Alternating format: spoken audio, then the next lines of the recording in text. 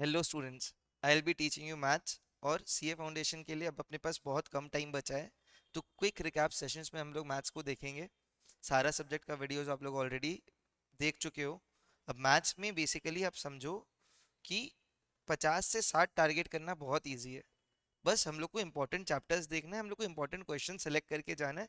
अगर perfect questions हम लोग देख के जा रहे हैं तो आप खाली रिकैप सेशंस देख के ही 70 टारगेट कर लोगे। तो मैं वर्स्ट केस बोल रहा हूँ कि 50 से 60 के बीच में तो मार्क्स आएगा ही आएगा।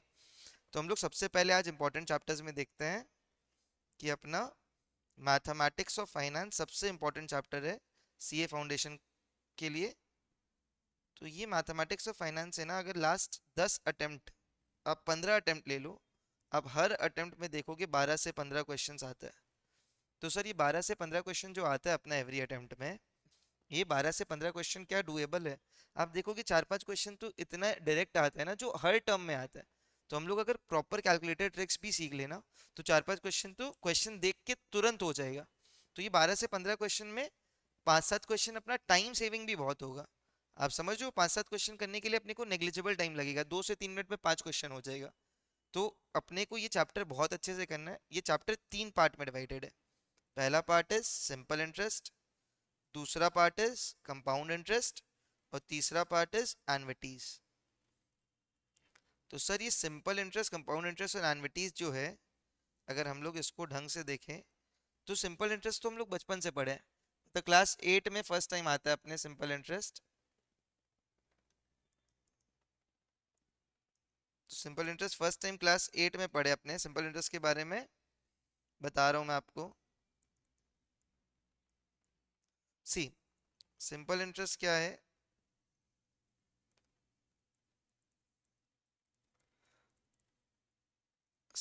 मतलब हिंदी में बोले तो सरल ब्याज। देख, नॉर्मली ना जो कैश में ब्याज का ट्रांजैक्शन होता है ना, वो यूजुअली इसी टाइप से होता है। इस टाइप से मतलब क्या कि अगर कोई बंदा अपने को, सपोज करो मैं आज बोल रहा हूँ आपको कि मैं ₹10,000 आपको एज ऐसा ही दे रहा हूँ सिंपल इंटरेस्ट में। देखो ऑब्वियस सा बात है, कोई अगर अपने को पैसा देगा तो उसके पीछे कुछ ना कुछ तो कारण होगा। आप बैंक से भी पैसा लेते हो तो आप क्या करते हो? आप बैंक को इंटरेस्ट पे करते हो। तो किसी इंसान से भी आप पैसा लोगे तो उसको इंटरेस्ट देना पड़ेगा अपने को। तो वैसे ही अगर अपने को, और अगर आप बैंक को पैसा देते हो तो बैंक भी आपको इंटरेस्ट देता है, चाहे आप एफडी करो, चाहे आप सेविंग्स अकाउंट में रखो, चाहे आप रिकरिंग डिपॉजिट करो, चाहे आप कोई बॉन्ड खरीदो बैंक से। तो हर किसी के लिए बैंक अपने को इंटरेस्ट देता है।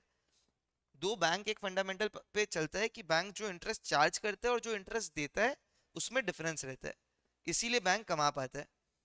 आप समझ रहे हो? तो हम लोग क्या इसमें एसआई में ₹10,000 किसी को दे रहे हैं और रेट ऑफ इंटरेस्ट रहेगा 10%।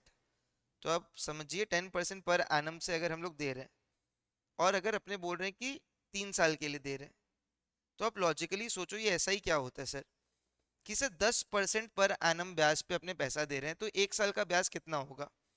आपको समझ में आ रहा है कि 1 साल का ब्याज कितना होगा? और 1 year interest will be ₹1,000।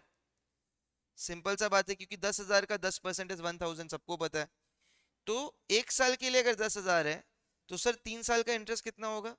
Sir 3 साल का इंटरेस्ट तो 3,000 होगा।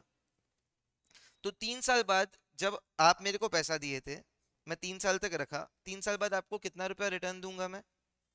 3 साल बाद मैं जो रुपया रिटर्न दूंगा उसको हम लोग अमाउंट बोलेंगे। ठीक है?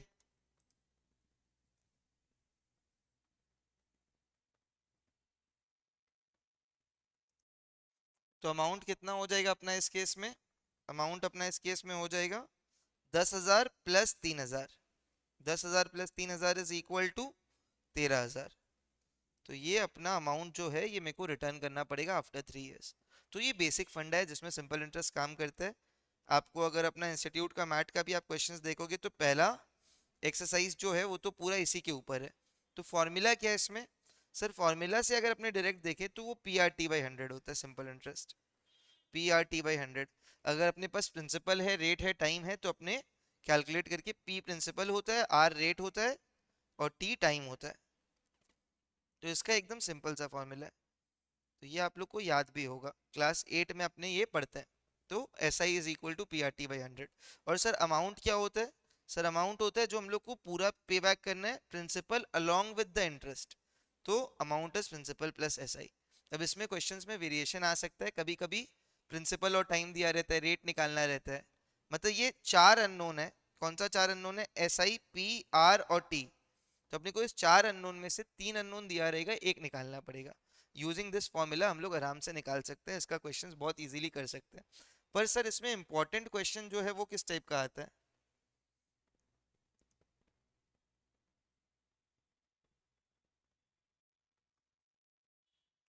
इसमें इंपॉर्टेंट क्वेश्चन जो है वो अपना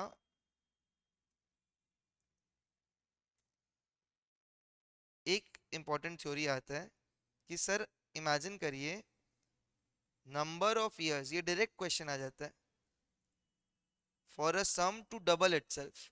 एक सम डबल कितने साल में हो रहा है? आप ध्यान दो कि डबल कितने साल में हो रहा है, ये अपने कैसे बताएंगे? डबल इटसेल्फ के लिए कितना टाइम लगता है सर? अगर अपना प्रिंसिपल, इसका डायरेक्ट फॉर्मूला है 100/r। देखो फॉर्मूला से तो अपने को समझ में आएगा ही, आप लॉजिकली सोचो डबल मतलब क्या हो रहा है। एक अमाउंट अगर हम लोग लगा रहे हैं और वो डबल तब हो जा रहा है, तो जितना रुपया हम लोग इन्वेस्ट किए थे उतना ही रुपया अगर हम लोग को इंटरेस्ट भी मिल जाएगा, तो हम लोग का जो अमाउंट है वो डबल हो जाएगा। तो आप सोचो 100 रुपया अगर हम लोग ब्याज पे लगा रहे हैं और 20% पर एनम का ब्याज है, तो अपने को एक साल में 20 रुपया ब्याज मिलेगा। तो 100 रुपया ब्याज कितना साल में मिलेगा? 100 रुपया ब्याज अपने को 5 साल में मिलेगा ना, 20 रुपया एवरी ईयर है, तो 5 साल में 100 रुपया ब्याज मिलेगा। तो number of years for amount to double itself is 100/r। Clear? चलिए, तो नेक्स्ट अपने को क्या पता है, एक और फंडा है, ये वाले को अपन लोग लीनियर मेथड से बताते हैं। लीनियर मेथड मतलब अगर टाइम जीरो पे, t=0 पे हम लोग x रुपीज लगा रहे हैं और अपने को पता है कि सर वो 10 साल में डबल हो जा रहा है, तो और 10 साल बाद, मतलब टोटल 20 साल बाद वो कितना होगा?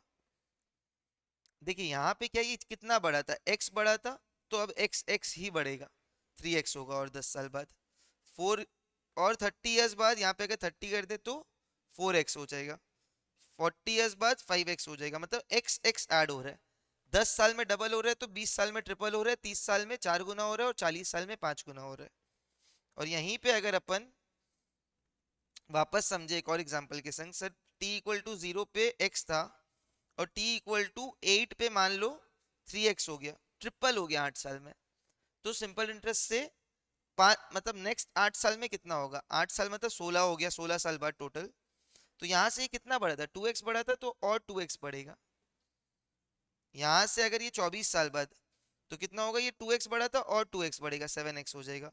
और 8 साल बाद, टोटल 32 ईयर्स बाद, ये 9x हो जाएगा। आपको फंडा समझ में आ रहा है? तो ये सिंपल इंटरेस्ट का बेसिक कंसेप्ट है। आप फर्स्ट एक्सरसाइज करोगे, इससे आराम से आप सारा क्वेश्चन कर सकते हो।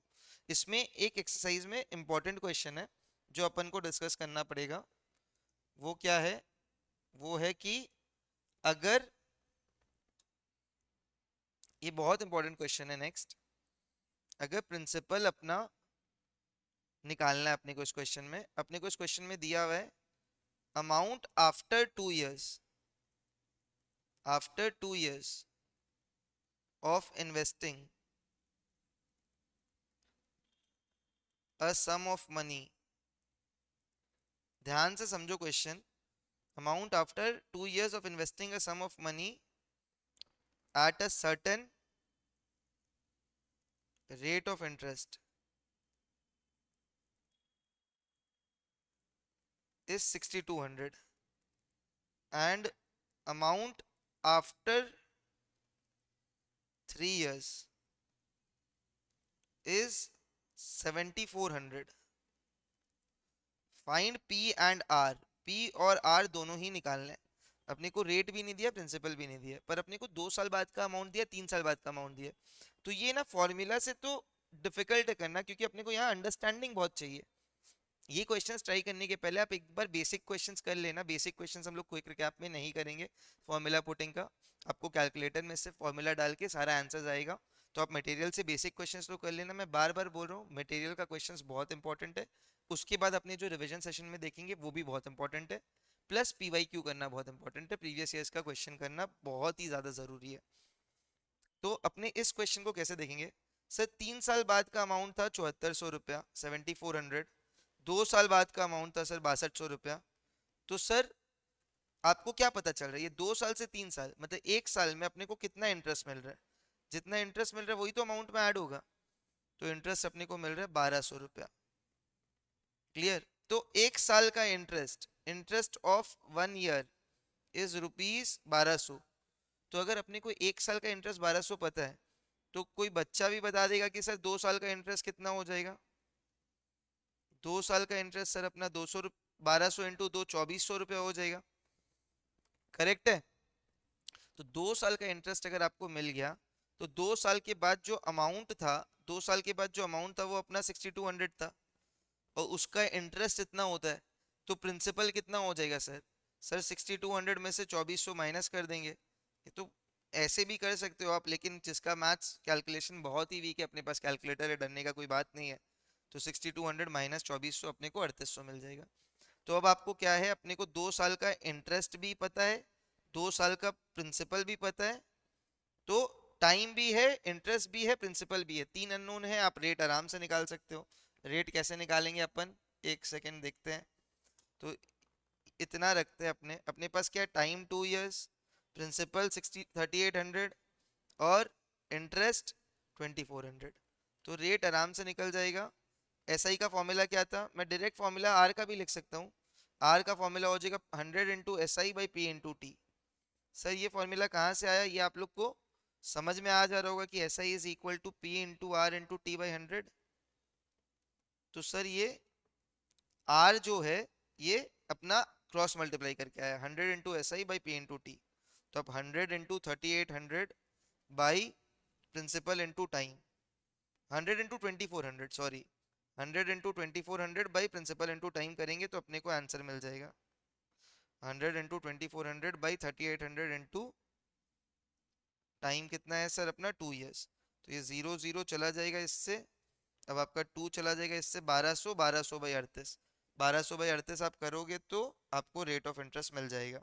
In this case the rate of interest is 31.57%। Assuming ये क्वेश्चन क्लियर है। एक यही क्वेश्चन थोड़ा हार्ड था, इसको 5758 कुछ भी बोल सकते हैं, ऑप्शन रहेगा, तो आप देख लेना, कैलकुलेटर से अपना ये आंसर आ जाएगा। तो नेक्स्ट अपन क्या देख रहे हैं, नेक्स्ट अपन देख रहे हैं सिंपल इंटरेस्ट अपना हो जाएगा। इस टाइप का क्वेश्चन दिया हुआ है बहुत सारा एग्जाम में।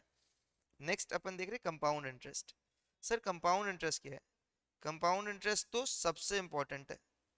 सबसे इंपॉर्टेंट क्यों है, क्योंकि इसी फंडा में बैंक्स काम करता है। सबसे इंपॉर्टेंट मेजर इकोनॉमी का सिस्टम तो बैंक ही है, तो बैंक कंपाउंड इंटरेस्ट चार्ज करता है। अब बोलोगे सर, और मेरे को लगता है कंपाउंड इंटरेस्ट फेयर भी है। फेयर क्यों है, जैसे हम लोग लास्ट एग्जाम्पल ही जो देखे थे उसी पे हम लोग आगे चर्चा करते हैं कि 10,000 रुपया अगर अपना प्रिंसिपल है सर, और इसको आप इंटरेस्ट में लगा रहे हो, तो किस टाइप का इंटरेस्ट बन रहा है अपना, मतलब आप SI पे लगाए थे, लेकिन अब हम लोग SI नहीं बोलते, हम लोग बोलते हैं रेट 10% है और टाइम 3 इयर्स है। सपोज मेरा काम ही ये है कि मैं पैसा ब्याज पे लगाता हूँ, मेरे पास बहुत पैसा है, मेरे को काम करने का दरकार नहीं है, तो ऑब्वियसली ब्याज पे अगर अपने पैसा लगा के ही कमा सकते हैं, that is also a source of income. तो अगर मैं एक बार अपने लिए लमसम अमाउंट इकट्ठा कर लिया और उसके बाद मैं ये बिजनेस स्टार्ट किया कि मैं पैसे ब्याज पे लगाऊंगा, उससे जो ब्याज आएगा उससे मैं अपना मंथली एक्सपेंसेस निकाल के, एनुअल एक्सपेंसेस निकाल के अपना बाकी का लाइफ कंप्लीट करूंगा। तो that is a goal for most of the people. आप बोलोगे सर म्यूचुअल फंड में इन्वेस्ट करते हैं, तो वहां भी तो एक ही बात है ना, ब्याज तो कमा रहे हो वहां से। तो सपोज करिए मेरा एक ये था, लेकिन बहुत साल पहले, 100 साल पहले, अपने 10,000 रुपये किसी को ब्याज पे दिए, 10% पर एनम सिंपल मतलब इंटरेस्ट पे, और 3 साल के लिए। इस बार वो सिंपल इंटरेस्ट नहीं है। इस बार क्यों सिंपल इंटरेस्ट नहीं है, कि भाई सपोज मैं तुमको पैसा दे रहा हूँ ब्याज पे, तो 1 साल का इंटरेस्ट आपको पता है कि 100 रुपया होगा। इंटरेस्ट फॉर 1 ईयर 100 नहीं, इन दिस केस 1,000 रुपया होगा, क्योंकि 10,000 रुपये हम लोग इंटरेस्ट पे लगाए थे। तो 1 साल का 10% के हिसाब से 1,000 होता है। और आप बोलोगे सर 3 साल का 3,000 होता है, पर मैं ऐसे नहीं बोल रहा हूँ। मैं बोल रहा हूँ कि तुमको अगर मैं 10,000 रुपया दे दिया हूँ, तो आप 1 साल बाद मेरे को 1,000 रुपया रिटर्न कर दो। क्यों, क्योंकि आप जब मेरे को 1,000 रुपया रिटर्न करोगे, मेरे पास मिस्टर वाई होगा। अगर आप मिस्टर एक्स है, मेरे पास एक मिस्टर वाई होगा जिसको मैं 1,000 रुपया 1 साल बाद दे दूंगा। तो बचा हुआ जो 2 साल है, जिसमें आप मेरे को 2 साल बाद अगर पैसा देते, टोटल 3 ईयर्स बाद, तो मेरे को उस 1,000 पे इंटरेस्ट नहीं मिलता ना। पर आप 1 साल बाद मेरे को अगर 1,000 रुपया दे रहे हो, तो इस 1,000 पे मैं इंटरेस्ट कमा सकता हूँ किसी और को वो पैसा देके। तो अपने को क्या करना है, अब आप सपोज करो रहते थे दिल्ली और मैं कोलकाता, तो 100 साल पहले डिजिटल मोड ऑफ मतलब ट्रांसफर इजी नहीं था। अब बोलोगे सर इतना दूर से मैं आऊंगा आपको पैसा दूंगा, तो थोड़ा डिफिकल्ट हो जाएगा। अपने एक काम करते हैं सर, आप जो पैसा लगा रहे हो वो पैसा मेरे को ठीक है, मेरे को कोई दिक्कत नहीं है। मेरे को पता है अगर मैं आपको 1 साल बाद 1,000 रुपया नहीं दूंगा तो आपको लॉस होगा। आप एक काम करो, वो 1,000 रुपया मेरा ही प्रिंसिपल पे ऐड कर दो। समझ रहे हो मैं क्या बोलना चाह रहा हूँ? कि वो प्रिंसिपल पे अगर अपने 1,000 रुपया उसका ऐड कर दिए तो आपका इंटरेस्ट लॉस भी नहीं होगा। आप किसी और को भी लगाते तो आप उसी रेट पे लगाते। आप एक काम करो, 1 साल बाद लगा दो, मैं 3 साल बाद एक बार में जब आऊंगा तो आपको उस ब्याज पे भी ब्याज दे दूंगा। तो कंपाउंड इंटरेस्ट बेसिकली होता है ब्याज के ऊपर ब्याज। क्लियर? इंटरेस्ट पे जब अपने को इंटरेस्ट मिलता है उसको कंपाउंड इंटरेस्ट बोलता है। तो सर इसको हम लोग कैलकुलेट कैसे करते हैं? Sir interest for first year calculate करो। इंटरेस्ट फॉर फर्स्ट ईयर हम लोग ऑलरेडी कैलकुलेट कर चुके हैं, वो कितना है 1,000। तो ये अपना जो है ये अपना अमाउंट आफ्टर फर्स्ट ईयर हो जाएगा। अमाउंट आफ्टर फर्स्ट ईयर अपना कितना हो जाएगा sir? Amount after first year अपना हो जाएगा ₹11,000, क्योंकि 10,000 पे 1,000 ऐड कर देंगे। और ये अपना बन जाएगा sir principal for second year. ठीक है, मैं आगे बढ़ रहा हूँ इसमें। प्रिंसिपल फॉर सेकेंड ईयर, तो प्रिंसिपल फॉर सेकेंड ईयर अपना बन गया 11,000। प्रिंसिपल फॉर सेकेंड ईयर ही बन गया 11,000। इतना स्टेटमेंट्स रखना नहीं होगा, पर अभी आप लोग को फर्स्ट एग्जांपल है इसलिए समझाने के लिए लिख दे रहा हूँ। तो इंटरेस्ट फॉर सेकेंड ईयर क्या हो जाएगा sir? Interest for second year हो जाएगा 1,100, उसका 10%। तो उसको हम लोग प्रिंसिपल फॉर थर्ड ईयर मान लेंगे ऐड करके। तो अमाउंट आफ्टर सेकेंड ईयर या प्रिंसिपल फॉर थर्ड ईयर ये अपना हो जाएगा 12,100। तो ये 12,100 पे अगर अपने इंटरेस्ट चार्ज कर रहे हैं तो सर कितना हो जाएगा interest for third year? Third year के लिए इसका 10% इंटरेस्ट होगा, इसका 10% इंटरेस्ट तो 1,210 रुपया होता है। तो अमाउंट आफ्टर 3 ईयर्स जो है वो अपना क्या हो जाएगा? अमाउंट आफ्टर 3 ईयर्स जो है वो अपना हो जाएगा 12,100 पे 1,210 ऐड करोगे तो 13,310 रुपया होता है सर। तो सर ₹13,310 अपना इंटरेस्ट, अपना टोटल अमाउंट हो जाएगा 3 साल का कंपाउंड इंटरेस्ट में। अगर आपको याद होगा तो प्रीवियस एग्जांपल में अपने जब एसआई में लगा रहे थे तो 13,000 ही मिल रहा था। यहाँ 13,310 रुपया मिल रहा है। 310 रुपया का स्ट्रेट प्रॉफिट हो रहा है। जस्ट हम लोग रेट भी नहीं बढ़ाए हैं, हम लोग सब चीज सेम रखे हैं, बस एसआई को सीआई की है। और वो फेयर भी है, मतलब आप भी अगर बैंक पे पैसा लगाते हो तो बैंक आपको कंपाउंड इंटरेस्ट के हिसाब से ही पैसा देता है। और बैंक अगर आपको लोन देता है तो वो आपसे सीआई पे ही चार्ज करता है। क्लियर है सर? तो नेक्स्ट अपना क्या है? नेक्स्ट टॉपिक है अपना, मतलब इसी को अगर अपने नेक्स्ट टॉपिक से पहले इसी को कंप्लीट करने का देखते हैं कि सर सीआई क्या हो जाएगा फिर अपना। अगर अपने को ये 13,310 टोटल अमाउंट था, उससे आप टोटल प्रिंसिपल को माइनस कर दो। तो टोटल प्रिंसिपल को आप माइनस करोगे तो क्या आ जाएगा? 13,310 minus 10,000, which will be resulting as 3,100 ₹3,310। तो ये अपना सीआई है फॉर 3 ईयर्स। क्लियर? अब ये तो सर धीरे धीरे करने का है, मतलब कैसे कंसेप्ट आ रहा है वो समझ गए। अब इसमें क्या है, इसमें दो चीज आता है, एक और चीज आता है वो पहले समझा दे रहा हूँ फिर फॉर्मूला समझाऊंगा। यहाँ पे क्या है, इंटरेस्ट एनुअल पे कर रहे हैं। आप अगर देखोगे ना बहुत जगह होता है कि हम लोग बोलते हैं 1% पे हम लोग ब्याज पे पैसा लिए।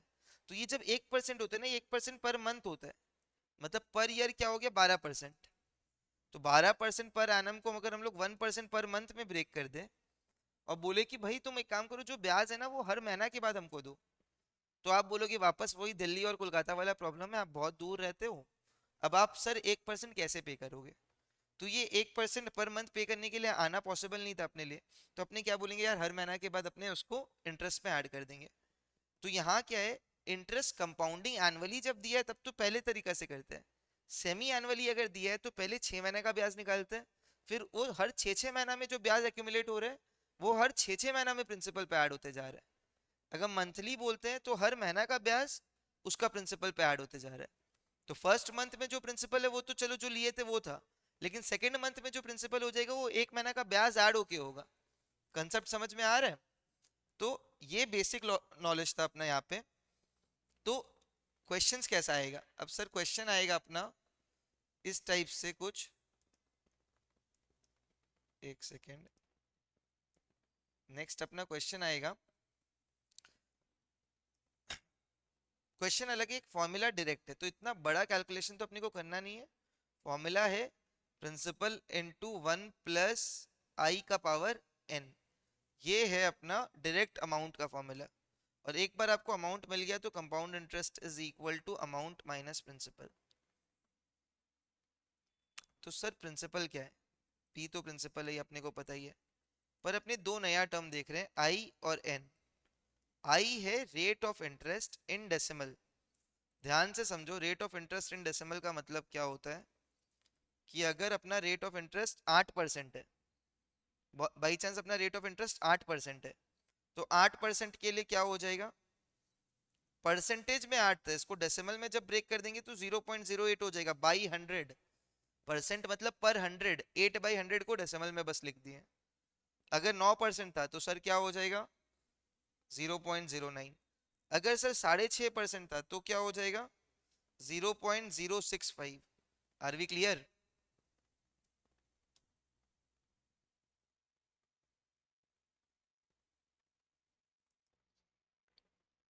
रेट अगर 6.5% है तो 0.065 हो जाएगा। रेट अगर 10% है तो आई 0.1 होगा। तो सर आई क्या होता है वो तो अपने को समझ में आ गया। सर एन क्या होता है? एन के लिए बहुत जन अपने को लिखा देते हैं नंबर ऑफ ईयर्स, अपने लिखेंगे number of terms. Number of terms मतलब अगर इंटरेस्ट कंपाउंडेड एनुअली होता है तब तो नंबर ऑफ ईयर्स होता है। अगर इंटरेस्ट कंपाउंडेड सेमी एनुअली है तो बाई चांस 2 साल के लिए अगर अपने ये पैसा लगा रहे हैं तो 2 साल में कितना हाफ ईयर्स आ रहा है? आप ध्यान से समझो, कंपाउंडेड सेमी एनुअली, अगर सेमी एनुअली बोलते हैं तो 2 साल में कितना पैसा आ रहा है? 2 साल में कितना हाफ ईयर्स आ रहा है? 2 साल में सर 4 हाफ ईयर्स आता है। तो टाइम अगर 2 ईयर्स है तो एन का वैल्यू 4 हो जाता है।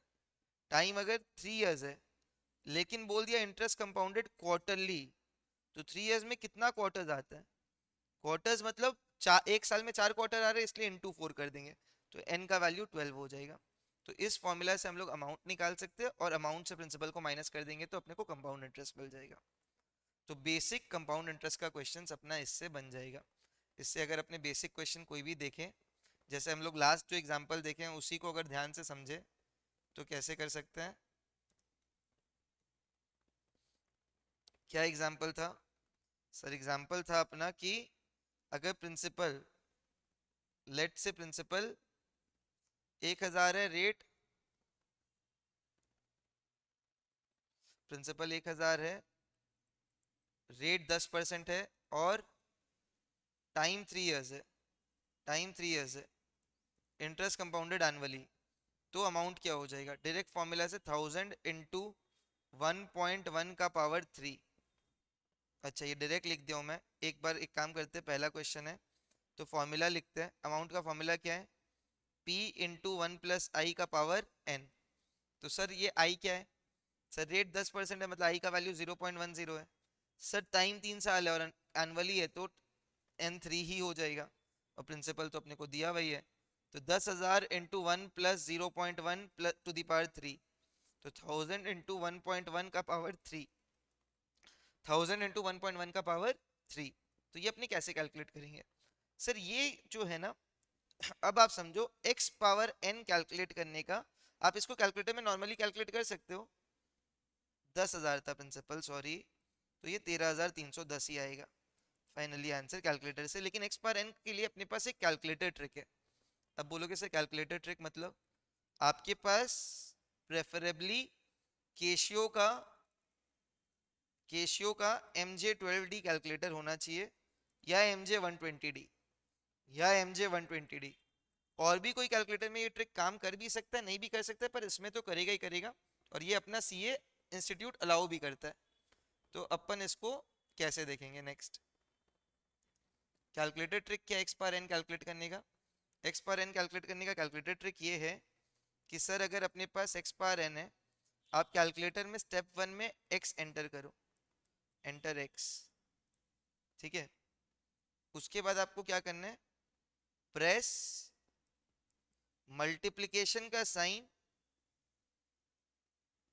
मल्टीप्लिकेशन का साइन इनटू 1, और आपको क्या करना है, x एंटर करके इनटू 1 करना है, और उसके बाद आपको प्रेस करना है equal to equal to equal to, बार बार प्रेस करना है। कितना बार प्रेस करना है, n टाइम्स, इक्वल टू आपको n टाइम्स प्रेस करना है, तो आपको x पावर n का वैल्यू मिल जाएगा। जैसे सपोज करिए अपने को 2 पावर 10 का वैल्यू निकालना है, तो आप अपना कैलकुलेटर हाथ में ले लो, आप 2 प्रेस करो, इनटू प्रेस करो, 1 प्रेस करो, 2 इंटू 1, पहले कैलकुलेटर क्लियर कर देना, फिर equal to equal to equal to equal to equal to equal to ऐसे करके 10 बार दबाओ। कितना बार हुआ, 1 2 3 4 5 6 7 8 9 10, ध्यान से 10 बार दबाओ, तो ये आ जाएगा सर 1024 आपका कैलकुलेटर स्क्रीन में। क्लियर है, तो 2 पावर 10 का वैल्यू 1024 होता है। पर सर इक्वल टू दबाते टाइम ना काउंट नहीं हो पा रहा प्रॉपरली कि 10 हुआ कि नहीं हुआ। तो एक सिंपल सा चीज है, ये जो 10 दिखा रहा है ना, आप अपने कैलकुलेटर में अगर स्टेप्स देखोगे ऊपर, तो देखना जब पावर 10 कैलकुलेट करना है तो स्टेप्स 12 आएगा। मैं ध्यान से बोल रहा हूँ वापस कि जब भी पावर 10 कर रहे हैं तो स्टेप्स 12 आएगा। पहले कैलकुलेटर क्लियर होना चाहिए स्टार्ट करने से पहले। वापस एक चीज समझा रहा हूँ कि सर अगर 3 पावर 6 कैलकुलेट करना है तो इसको कैसे करेंगे। वापस अपने को कैलकुलेटर में क्या करना है, 3 डालना है, इंटू 1 करना है, और फिर आपको इक्वल टू 6 बार दबाना है। आप ध्यान से देखोगे कि 6 बार जब दबा रहे हो तो पावर 3 पावर 6 अगर निकालना है तो स्टेप्स जब 8 आ जाए तो रुक जाओ। तो सर अपना कितना आंसर हो गया, ये आंसर अपना सर 729 हो गया। शायद यही आंसर होता है, आप ढंग से देख लेना कैलकुलेटर में, यही आएगा। तो 1.1 का क्यूब भी आप कैलकुलेटर से ऐसे कैलकुलेट कर सकते हो। क्लियर है सर, तो ये अपने को समझ में आ गया, ठीक है। तो अपने calculator trick of x power n तो सीख गए, अब अपन calculator trick of x power 1/n सीखेंगे कि कैसे होगा। x पावर 1/n का कैलकुलेटर ट्रिक, देखो ये उतना इंपॉर्टेंट नहीं है, x पावर n तो बहुत ज्यादा इंपॉर्टेंट है, बट x पावर 1/n सो है, मतलब ये कभी कभी काम आता है, बहुत रेयरली काम आता है। तो इसको कैसे करेंगे अपन, x पावर n का कैलकुलेटर ट्रिक के लिए अपने को क्या करना है, वापस कर रहा हूँ, स्क्रीन में कुछ प्रॉब्लम हो गया था। Calculator trick of x power 1/n, तो सर इसके लिए अपने को कैलकुलेटर में पहले एंटर करना है x। देखो पिछले वाले में क्या स्टेप्स था अपने पास, इसमें स्टेप्स वाला चीज उतना काम नहीं आता है, मतलब यहाँ पे अपने को प्रेसाइजली काउंट करना ही पड़ेगा। तो इसके बाद अपने को क्या करना है, रूट ओवर प्रेस करना है 12 times, press root over 12 times. इसके बाद आपको करना है कि जो आंसर आ रहा है उसमें आप एक -1 कर दो। इसके बाद आप करो divide by n, divide by n, suppose n जो भी है उस नंबर से डिवाइड करना है। इसके बाद आपको क्या करना है, -1 किए थे तो कंपनसेट करने के लिए एक +1 करना होगा। इसके बाद आपको दो स्टेप को रिपीट करना है, दो स्टेप मतलब इनटू प्रेस करना है, इनटू का साइन, मल्टीप्लिकेशन का साइन, और फिर इक्वल टू ऐसा प्रेस करना है, इनटू इक्वल टू, लेकिन ऐसा ये जो पेयर में है ये पेयर में 12 टाइम्स करना है, into equal to into equal to into equal to into equal to.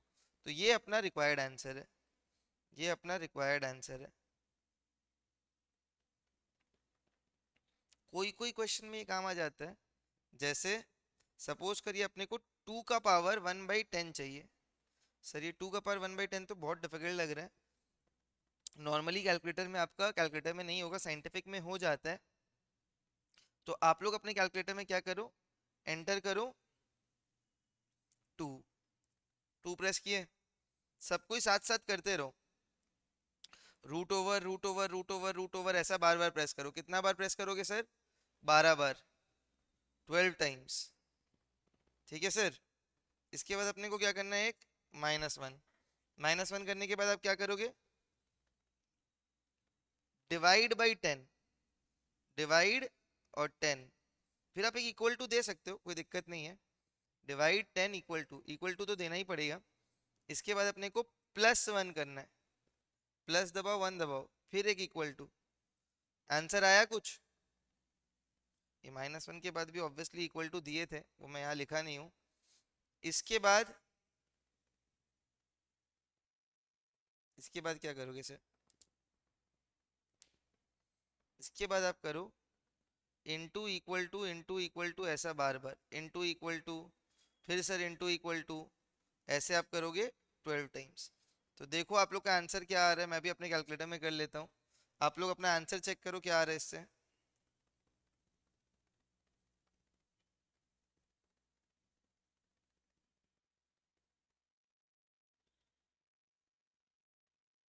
देखो मेरे साइंटिफिक कैलकुलेटर में आ रहा है 1.071, तो आपका अप्रोक्स आंसर इसी के आसपास आएगा। तो ये अपना बेसिक कैलकुलेटर ट्रिक है to find the value of 2 power 1/10। Clear है? अरे सर हाँ ना।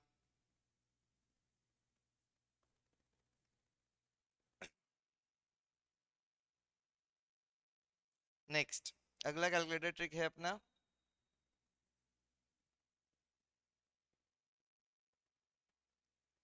मतलब कैलकुलेटर ट्रिक अपने को दोनों समझ में आ गया, और भी कैलकुलेटर ट्रिक्स है वो अपने धीरे धीरे करके सीखते रहेंगे।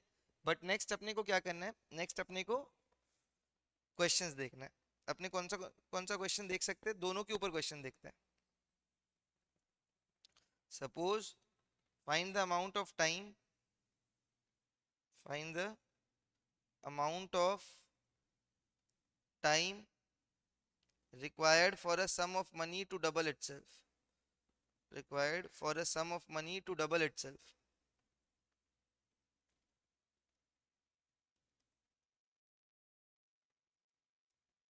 assuming, ध्यान से समझो, assuming rate of interest to be, assuming rate of interest to be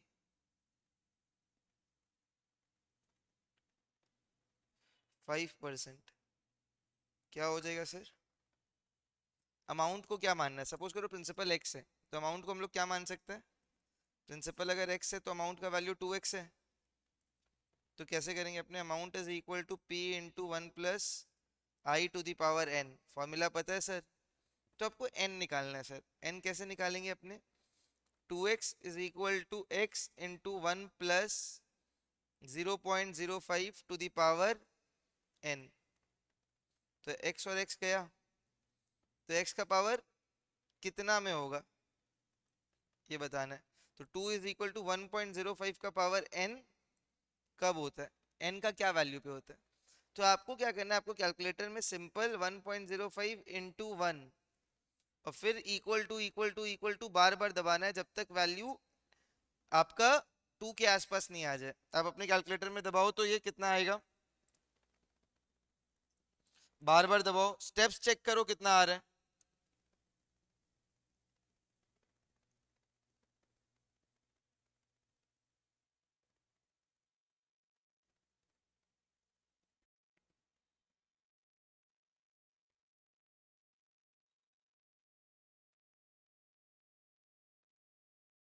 steps अगर हम लोग चेक करेंगे तो n का वैल्यू कितना आएगा बताइए। मैं अपने कैलकुलेटर में कर रहा हूँ 1.05 का पावर। देखो स्टेप्स जब 16 है, स्टेप्स जब 16 है तो इसका वैल्यू 1.9799 आ रहा है, जब स्टेप्स 16 है ना। और स्टेप्स जब 17 है तो कितना आ रहा है, 2.078, 2.0789। तो बेटा स्टेप 16 मतलब 14 साल, 14 इयर्स में 1.9799 हो जाएगा, और 15 साल में 2.08 होगा। तो ऑलमोस्ट 14 से 15 के बीच में आंसर है, 14 के ज्यादा क्लोज होगा तो 14.2 ईयर्स होता है ये आपको ऑप्शन में रहेगा। 14 से 15 के बीच में यूजुअली एक ही ऑप्शन रहता है, लेकिन सपोज कर ये भी हो सकता है 14.2 14.9। तो अपने को पता है 14.9 तो 15 के आसपास है, मतलब ज्यादा वैल्यू हो जाएगा, 2 के ज्यादा क्लोज में तो ये है ना। तो आंसर इसके पास आएगा। हर बार एग्जैक्ट आए ऐसा जरूरी नहीं है। क्लियर? तो ऐसा एक और क्वेश्चन मैं लिख दे रहा हूँ, ये आप लोग ट्राई कर लो पॉज करके। इसका मैं सोल्यूशन नहीं बताऊंगा, मैं सिर्फ आंसर बताऊंगा। Find the number of years for a money to double itself same question है, number of years for a sum of money to double itself.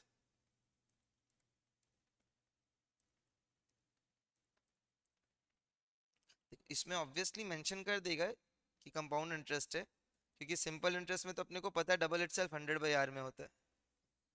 तो amount, find the number of years for a sum of money to double itself, assuming rate as 8%, उसमें 5% था, assuming rate is equal to 8% per annum compounded annually.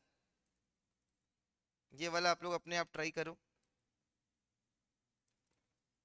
Video pause करके try कर लो, इसका मैं सिर्फ answer बता दे रहा हूँ आपको। सर अभी तक तो आपको हमको लगता है हो ही गया होगा। इसका आंसर जब स्टेप्स 11 है तब आएगा, n का वैल्यू 9 होगा इस केस में। तो ये आप लोग देख लेना, क्योंकि इसमें ऑलमोस्ट 1.999 आ जाएगा। ये बता दे रहा हूँ मैं, ये अपने आप कर लेना, इसको मैं करके नहीं दिखा रहा हूँ। ठीक है, स्टेप्स 11 में 1.999 हो जाएगा, मतलब n का वैल्यू 9 आ जाएगा। सर ये तो क्लियर हो गया। नेक्स्ट क्या है, मतलब एक और क्वेश्चन देख लेते हैं कि ये सिंपल क्वेश्चन है, अमाउंट निकालना है अपने को। मैं क्वेश्चन में सिर्फ डेटा दे रहा हूँ। प्रिंसिपल अपने को दिया हुआ है 10,000, रेट अपने को दिया हुआ है 10%। ये सेम क्वेश्चन जो हम लोग किए हैं पहले से, वही वाला ले रहे हैं, और टाइम है अपना 3 इयर्स। तो अमाउंट ये अपने निकाले हैं सर अभी अभी, लेकिन इसमें बोल दिया interest compounded semi annually, interest compounded semi annually. Formula remains the same, अपने को सिर्फ थोड़ा बहुत चेंजेस करना है, वो आप लोग को पता है कि क्या करना है। तो बताइए ये कैसे करेंगे, आप लोग ट्राई करो ये वाला।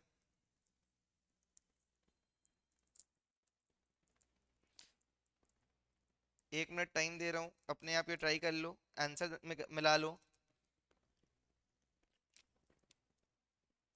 सर देखिए, अगर इंटरेस्ट कंपाउंडेड सेमी एनुअली है तो अपने को क्या करना है, अपने को पता है कि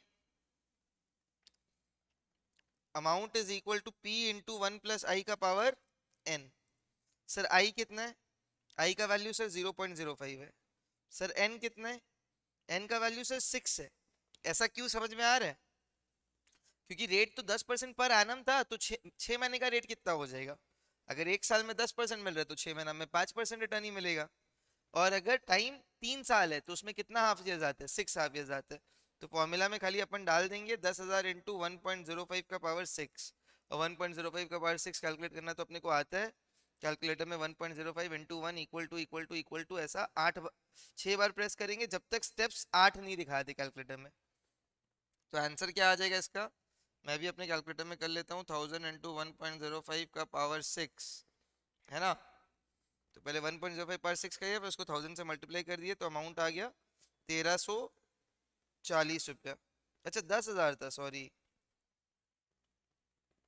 13,400 रुपया और 96 पैसा। अपने को थोड़ा देर पहले अगर याद होगा, तो जब नॉर्मली कर रहे थे एनुअली तो उसमें अमाउंट आया था 13,310 रुपया, और सर यहाँ पे अमाउंट आ गया 13,400, तो और 90 रुपया का प्रॉफिट हो गया। तो इंटरेस्ट कभी भी अगर कंपाउंडेड एनुअली या सेमी एनुअली होता है तो अपने को और डिवाइड कर देना पड़ता है। यहाँ पे क्लियर है। सी अपने सारा पॉइंट्स एक एक करके थ्योरी का कवर करते जा रहे हैं। नेक्स्ट पॉइंट क्या है, नेक्स्ट है अपना इस टाइप का क्वेश्चन हो गया। अब अगला 2 इंपॉर्टेंट पॉइंट है, ये बहुत इंपॉर्टेंट है। Difference between C I and S I for 2 years. Difference between C I and S I अगर अपने को निकालना है तो इसके लिए 2 टाइप का क्वेश्चन आता है। यूजुअली 2 इयर्स का आता है, कभी कभी 3 इयर्स का आता है। तो इसके लिए डायरेक्ट फॉर्मूला है। डायरेक्ट फॉर्मूला क्या है, P I square.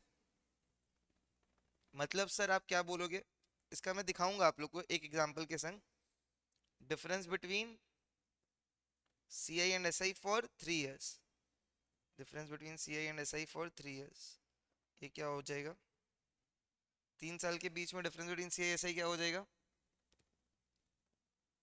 Sir, P I cube plus 3 P I square. देखिए फॉर्मूला इसलिए है कि इसमें ना यूजुअली लोग क्या करते हैं, पहले कंपाउंड इंटरेस्ट निकालते हैं, फिर सिंपल इंटरेस्ट निकालते हैं, फिर माइनस करते हैं। वापस हम लोग एग्जाम्पल सेम लेते हैं, जैसे प्रिंसिपल 10,000 है, रेट 10% है, टाइम 3 साल है। आपको इसका difference between C I S I निकालना था। तो difference between C I S I आप कैसे निकालोगे? सर पहले हम लोग ऐसा ही निकाल लेते हैं, ये बहुत जन करते हैं, क्लास 9 10th में तो अपने ऐसे ही करते थे, पर यही तो प्रॉब्लम डिफरेंस है 9 10th में और फाउंडेशन में, कि अपने को स्पीड करना है। तो ऐसे आंसर आएगा ऑब्वियसली, 10,000 इंटू 3/100, ये अपने पुट किए, आंसर आया 3,000। सर सिंपल इंटरेस्ट 3,000 है, ये ऑलरेडी हम कैलकुलेट कर चुके हैं, वापस यहाँ पे करके दिखा रहे हैं आप लोग को। नेक्स्ट है सी आई। सी आई कैसे कैलकुलेट करेंगे, थोड़ा ऊपर कर देते स्क्रीन ताकि आपको क्वेश्चन दिखते रहे। सर सी आई कैलकुलेट करने के लिए आपको पहले ना अमाउंट निकालना होगा। अमाउंट क्या हो जाएगा सर, 10,000 इंटू 1.1 का पावर 3, तो इससे आएगा ये सर 13,310 रुपया। इससे अगर अपने प्रिंसिपल को माइनस कर दे तो सी आई आ जाएगा 3,310 रुपया। 10,000 रुपया माइनस कर दिए, सर सी आई भी मिल गया, एस आई भी मिल गया, गुड। तो difference between C I S I क्या हो जाएगा, देख अभी अपना ये फास्ट हो गया क्योंकि हम लोग का डेटा बहुत अच्छा था, तो भी इससे भी डायरेक्ट देख, ये वाला में भी आपको लगे कि सर इसमें ज़्यादा टाइम कहाँ लग रहा है, हमें को पता है ज़्यादा नहीं लग रहा है, लेकिन फिर भी आप देखो अपने पास फॉर्मूला क्या है, फॉर्मूला है डिफरेंस का सीधा P I cube plus 3 pi² तो सर पी कितना है, पी है 10,000 इंटू 0.1 का क्यूब प्लस 3 इंटू 10,000 इंटू 0.1 का स्क्वायर। क्या हो जाएगा डिफरेंस, 10,000 इंटू 0.1 का क्यूब कितना होता है सर, 10,000 इंटू 1/1000, 3 to 0 चला जाएगा, तो ये 10 रुपये बचेगा, प्लस 30,000/100, 2 0 चला जाएगा, 300, 10 प्लस 300, 310। बेटा डायरेक्ट समझ में आया। और क्वेश्चंस में एंड में कराऊंगा, इसमें कभी कभी डिफरेंस दिया रहता है उससे प्रिंसिपल या रेट निकालना रहता है, तब तो आप डायरेक्ट मेथड से करोगे तो बहुत ही लेंदी होता है, तब अपने पास सबसे अच्छा मेथड यही होता है कि अपने डायरेक्ट इससे करे। प्रिंसिपल निकालने वाला भी चलो इससे हो जाता है, लेकिन जब रेट निकालने वाला क्वेश्चन आता है ना, तो ये फॉर्मूला जानना बहुत जरूरी है। तो difference between C I S I का फॉर्मूला सिंपल सा है सर, 2 साल के लिए पी आई², 3 साल के लिए पी आई³ प्लस 3 pi²। ये अपने को लर्न करके जाना होगा एग्जाम में। देखो ये जो मैं नोट्स बना रहा हूँ, ये अगर आप साथ साथ बनाते रहोगे, ये नोट से ही मतलब आपको क्विक रिवीजन एंड के टाइम पे भी, एग्जाम के एक दिन पहले खाली यहाँ पे जो पॉइंटर्स है अब वो रिवाइज करके जाओ, आपका हो जाएगा। समझ रहे हो, तो ये सब इंपॉर्टेंट पॉइंट्स नोट करते रहो बार बार। कैलकुलेटर ट्रिक तो चलो अपनी प्रैक्टिस करेंगे तो उसी में सीख जाएंगे, पर ये सब जो इंपॉर्टेंट पॉइंट्स है वो बहुत इंपॉर्टेंट है। नेक्स्ट क्या है सर अपना, सर नेक्स्ट है अपना जैसा आपने वहां पे पढ़े थे बेटा, सी एस आई में जैसे होता था, एस आई में अपने क्या बोले थे कि सर एक सम ऑफ मनी अगर लेट से 10 साल में डबल हो रहा है, तो और 10 साल बाद क्या होगा वो। एसआई में सर जितना बढ़ता था उतना ही बढ़ता था, मतलब अमाउंट सेम रहता था, एक्स था तो 2x हुआ था, एसआई में ये 3x होता था। पर सीआई में क्या होगा, जितना टाइम्स बढ़ा है उतना टाइम्स बढ़ेगा। ये क्या हो रहा है, डबल हो रहा है, तो ये और डबल होगा सर, इसका वैल्यू हो जाएगा 4x, और 10 साल बाद इसका वैल्यू हो जाएगा सर 8x, और 10 साल बाद इसका वैल्यू हो जाएगा सर 16x। समझ रहे हो, डबल होते जाएगा बेटा।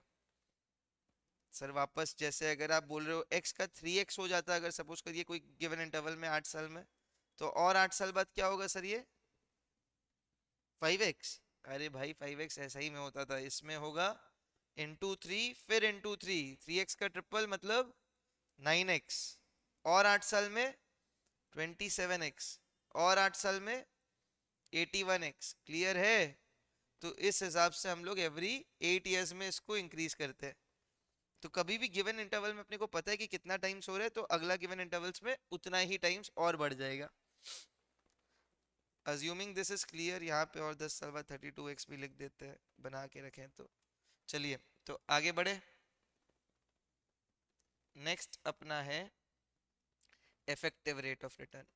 बेटा ये तो ऐसा टॉपिक है, इससे अपने को हर अटेम्प्ट में, मैं बोल रहा हूँ, मैं लास्ट जितने भी अटेम्प्ट से पढ़ा रहा हूँ 15 16, मेरे को याद नहीं एग्जैक्ट, 15 16 अटेम्प्ट में, हर अटेम्प्ट में आपको इफेक्टिव रेट ऑफ रिटर्न का क्वेश्चन मिलेगा। मैक्सिमम में एक क्वेश्चन मिलता है, पर 4-5 अटेम्प्ट ऐसा भी है जिसमें 2 आया है, एक अटेम्प्ट तो ऐसा भी था जिसमें 3 क्वेश्चन आया था। तो सिर्फ इसके ऊपर इफेक्टिव रेट ऑफ रिटर्न से 2 से 3 क्वेश्चन आ जाता है। इसका एक ही लाइन का फॉर्मूला है और तुरंत हो जाएगा। इफेक्टिव रेट ऑफ रिटर्न मतलब क्या सर? देखिए, नॉमिनल रेट जो अपने को दिखता है, मतलब अगर हम तेरे को बोल दे, इसके पहले जैसे हम लोग एक एग्जांपल लिए थे कि 10,000 रुपया को हम लोग जब 10% में लगा रहे थे इंटरेस्ट में सीआई में, तो 310 रुपया आया था अपना इंटरेस्ट। लेकिन वहीं पे इंटरेस्ट को कंपाउंडेड सेमी एनुअली कर दिए तो 400 रुपया इंटरेस्ट आया था, 3,400 रुपया। एक में आया था 3,310 रुपया, एक में आया था 3,400 रुपया। तो आपको डिफरेंस समझ में आ रहा है? वो 90 रुपये अपने को एक्स्ट्रा मिल रहा था। और आप कोई से अगर पूछोगे कि कितना परसेंट अपना ब्याज लग रहा है या कितना परसेंट अपने को ब्याज मिल रहा है, तो आप बोलोगे 10% ही मिल रहा है। लेकिन ढंग से अगर अपने को देखा जाए तो वो 10% से ज्यादा मिल रहा है ना। क्यों? क्योंकि अपने कंपाउंडेड सेमी एनुअली कर दिए थे। कंपाउंडेड सेमी एनुअली मतलब हर 6 महीना में जो ब्याज बन रहा है वो ब्याज को हम लोग प्रिंसिपल पे ऐड कर दे रहे हैं। पर यहाँ तो वो नहीं होगा। यहाँ पे क्या करना होगा अपने को? यहाँ पे अपने को हर 6 महीना में ब्याज को प्रिंसिपल में ऐड करने से बेटर, मतलब वैसे करके कैलकुलेट करेंगे तो बहुत लेंदी हो जाएगा, उसके बाद रेट निकालना डिफिकल्ट है। तो डायरेक्ट फॉर्मूला अपने पास कि जब भी टाइम कम करते हैं, 6 महीना अगर कंपाउंडेड सेमी एनुअली है, तो जो नॉमिनल रेट और जो इफेक्टिव रेट है उसमें डिफरेंस है। तो आई अगर अपना नॉमिनल रेट दिया हुआ है, नॉमिनल रेट दिया हुआ है इन डेसिमल, है ना भाई, और एन अपने ये सॉरी, बस इसके बाद डायरेक्ट फॉर्मूला है। डायरेक्ट फॉर्मूला है आई इफेक्टिव को हम लोग आई इफेक्टिव से आई ई डबल एफ से डिनोट कर देते हैं, ये इफेक्टिव रेट हो जाएगा। ऑब्वियसली आंसर डेसिमल में आएगा। डेसिमल में आएगा मतलब अपने को अगर परसेंटेज में चाहिए तो इनटू 100 कन्वर्ट करना होगा। तो आई इफेक्टिव का फॉर्मूला है 1 + i/p to the power p-1। Sir ये p क्या होता है? सर ये p होता है number of periods in 1 year. Number of periods in 1 year मतलब सर अगर सेमी एनुअली बोले, अगर सेमी एनुअली बोले तो p का वैल्यू 2 हो जाएगा। Very good. अगर p का वैल्यू 2 हो जाएगा, परफेक्ट। सेमी एनुअली के लिए, क्वार्टरली के लिए परफेक्ट, सही आंसर मिल रहा है। क्वार्टरली के लिए p का वैल्यू 4 हो जाएगा और मंथली के लिए p का वैल्यू हो जाएगा 12। तो अपने को सी आई एस आई के बीच का डिफरेंस पता चल गया कि क्या होगा। अब अपने को सी आई एस आई बोल रहे हैं इफेक्टिव रेट पता चल गया कैसे निकालना है। तो सर एक एग्जांपल के संग देखते हैं। सर एग्जांपल ये है कि यही जो 10% वाला क्वेश्चन था, सपोज करो ये नॉमिनल रेट है और इसको compounded quarterly, compounded semi annually कर दिए। कंपाउंडेड सेमी एनुअली कर दिए तो क्या आना चाहिए सर आंसर? ट्राई करिए आप लोग, इसको अपने कैसे कर सकते हैं, ट्राई करिए आप लोग अपने आप, फिर मैं बताऊंगा।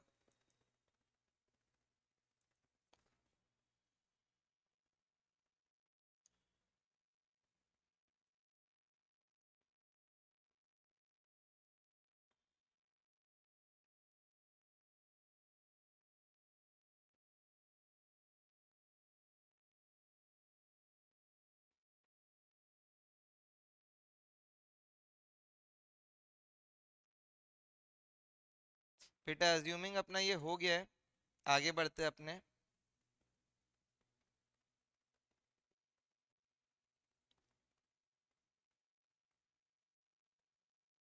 देखिए आई था 10% मतलब 0.1, सेमी एनुअली बोल दिया मतलब P2। तो आई इफेक्टिव क्या हो जाएगा सर? 1 + 0.1/2 to the power 2 -1।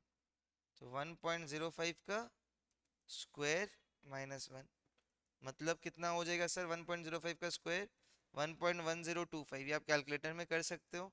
तो आएगा 0.1025। 0.1025 अपना इफेक्टिव रेट है। इफेक्टिव रेट 0.1025 है, मतलब अगर परसेंटेज में बोले तो 10.25%। सर क्लियर है? देखिए कितना इजीली हो गया, समझ में आ रहा है बेटा? वेरी गुड, अगर ये समझ में आ रहा है तो क्लियर। नेक्स्ट अपने क्या देखेंगे? इफेक्टिव रेट अपना एक और क्वेश्चन देख लेते हैं। सपोज करिए रेट 12% है, रेट 12% है और कंपाउंडेड मंथली कर दिया, कंपाउंडेड मंथली कर दिया। कैलकुलेटर अपने को लगते रहेगा, कैलकुलेटर छोड़ना नहीं है, तो कैलकुलेटर से अपने ये कैसे कैलकुलेट करेंगे। कभी कभी क्वेश्चन में दिया हुआ भी रहता है इसका वैल्यू, बट फिर भी अगर कैलकुलेटर है तो अपने आराम से कैलकुलेटर से निकाल सकते हैं। I effective is equal to 1 plus 0.112 by 12, क्योंकि मंथली है मतलब पी का वैल्यू 12 हो जाएगा, एक साल में 12 महीना होता है, टू दी पावर 12 माइनस 1, 1.01 का पावर 12 माइनस 1, मेरे को जितना याद है ये 1.1268 आएगा। इससे आप -1 करेंगे तो 0.1268 आएगा, तो आंसर आ जाएगा 12.68%। समझे? अपने को लग रहा है कि 12% है, लेकिन इफेक्टिव रेट 12.68% हो जा रहा है। क्लियर है सर? तो इसका डायरेक्ट क्वेश्चन आता है। ये क्वेश्चन आप सोचो कितना अपने लिए टाइम सेविंग भी होगा, और क्वेश्चन देख के आपको पता है कि 2 मार्क्स अपना मतलब 2 क्वेश्चन अगर आ गया आपके अटेम्प्ट में तो आपका 2 मार्क तो यहीं सिक्योर हो गया। तो ये 2 मिनट का लेक्चर से अपना ये 2 मार्क्स सिक्योर हो रहा है। समझ रहे हो? काश सारा ऐसा ही आता तो 100 मिनट में अपना कंप्लीट हो जाता, लेकिन सारा क्वेश्चन ऐसा नहीं आता है। हम लोग क्वेश्चन टारगेट करके जाएंगे तो हम लोग आराम से इजी क्वेश्चंस को सॉल्व कर पाएंगे। कुछ कुछ क्वेश्चन ऐसा है जो 15 से 20 मिनट ले जाता है, तो सॉल्व तो होगा, लेकिन वो 15-20 मिनट में अगर आप एक क्वेश्चन कर रहे हो तो एक ही मार्क्स मिल रहा है। बोर्ड तो नहीं है कि हर क्वेश्चन का अलग अलग मार्क है, यहाँ तो हर क्वेश्चन इक्वली वेटेज लेके रखा है। तो हम लोग इजी क्वेश्चन टारगेट करेंगे, सिंपल सा बात है। घर आके आपको जब मन है आप आराम से सॉल्व करो ना पूरा पेपर, वहां पे आपके पास टाइम लिमिट नहीं होगा, लेकिन एग्जाम हॉल में तो टाइम लिमिट है, तो अपने को स्पीड में करना है। तो सर अपना सी आई एस आई कंप्लीट हो गया, मतलब 2 अध्याय खत्म हो गया। अगर 3 अध्याय है इसमें, तीसरा अध्याय क्या है सर? सर तीसरा अध्याय जो है ना वो है एनविटीज। सर एनविटी के बारे में अपने को क्या पता है? एनविटी आप बताइए कि क्या पढ़े अपने एनविटी के बारे में। पढ़े हो एनविटी आप लोग? सर देखिए एनविटी में क्या होता है, रेगुलर पेमेंट्स होता है। रेगुलर पेमेंट्स मतलब मंथली अगर अपन पे करेंगे, जैसे सपोज करो, दो चीज होता है। रेगुलर पेमेंट्स अपने कब करते हैं? रियल लाइफ सिनेरियो में। रियल लाइफ सिनेरियो में हम लोग एक ड्रीम अचीव करने के लिए रेगुलर पेमेंट्स करते हैं। ड्रीम अचीव करने के लिए मतलब एसआईपी पे करें या फिर रिकरिंग डिपॉजिट किए, समझ रहे हो?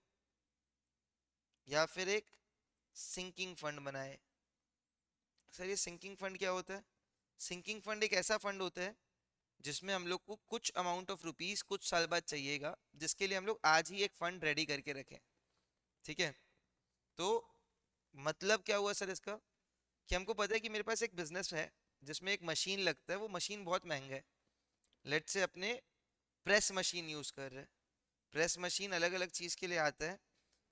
मैं आपको एक स्क्रैप बिजनेस का बता रहा हूँ, पेपर स्क्रैप बिजनेस का।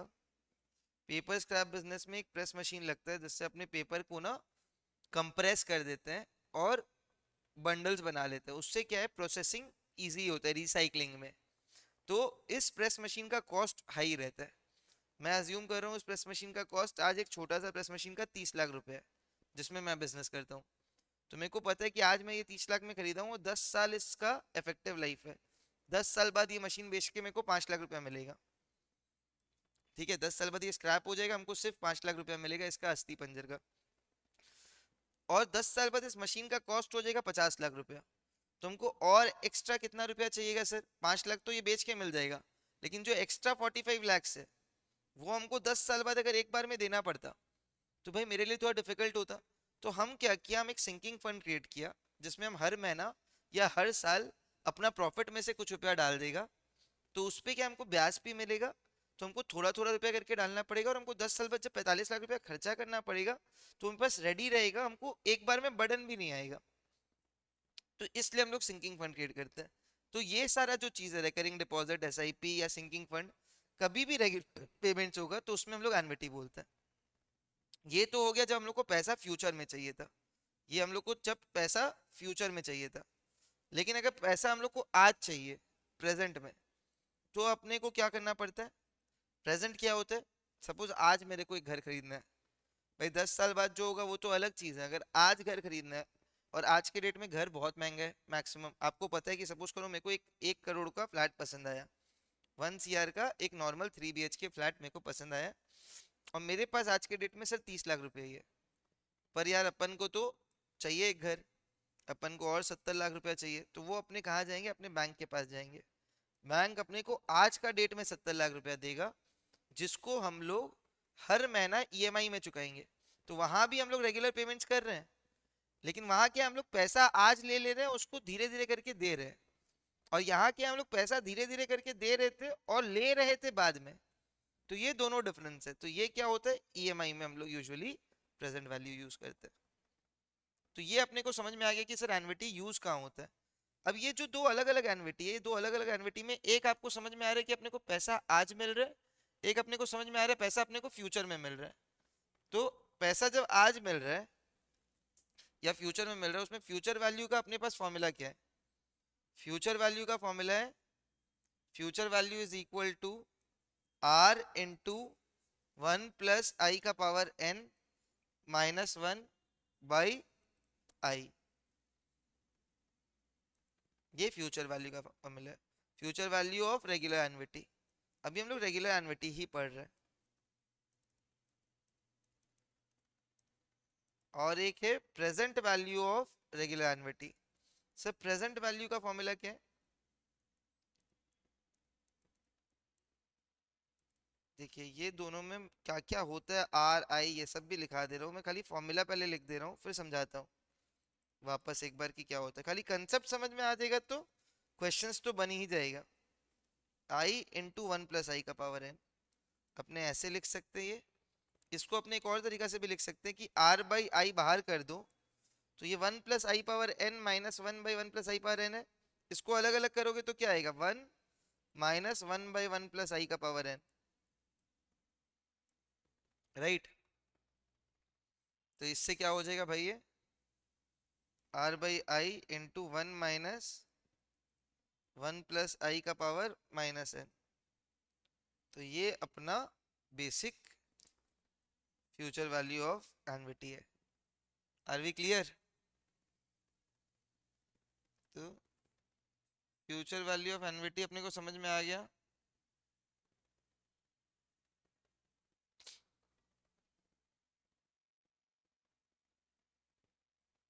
अब सर ये आर क्या था, और ये दो अलग अलग फॉर्मूला क्यों है?